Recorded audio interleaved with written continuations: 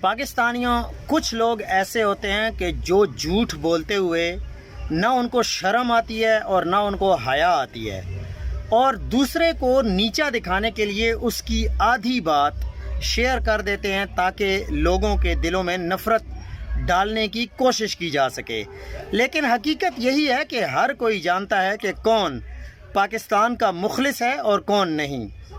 حسین حقانی نے ابھی عمران خان کا ایک 10 سیکنڈ کا کلپ شیئر کیا جس میں عمران خان کہہ رہے ہیں کہ پاکستان افغانستان سرحدی جھڑپوں پر گفتگو کے دوران ایک مغربی دوست نے یہ کلپ شیئر کر دیا جس میں خان صاحب بھی طالبان کی طرح ڈیورنڈ لائن کو سرحد ماننے سے منکر ہیں۔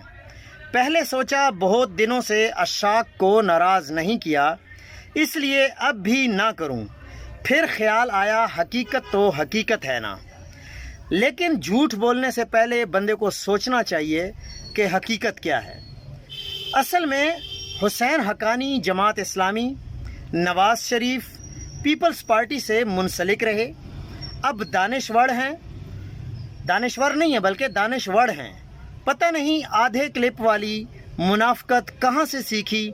بہرحال عمران خان نے کہا پاکستان افغانستان میں کوئی باقاعدہ سرحد نہیں رہی، ڈیورنڈ لائن ہے، اب ہم بارڈر پر باڑ لگا سکتے ہیں۔ یہ عمران خان کے الفاظ تھے، لیکن حسین حقانی نے جو کہ ہمیشہ پاکستان کے خلاف رہے ہیں، انہوں نے ہر حد پار کرنے کی کوشش کی، لیکن پاکستانی قوم آپ سے زیادہ شعور رکھتی ہے۔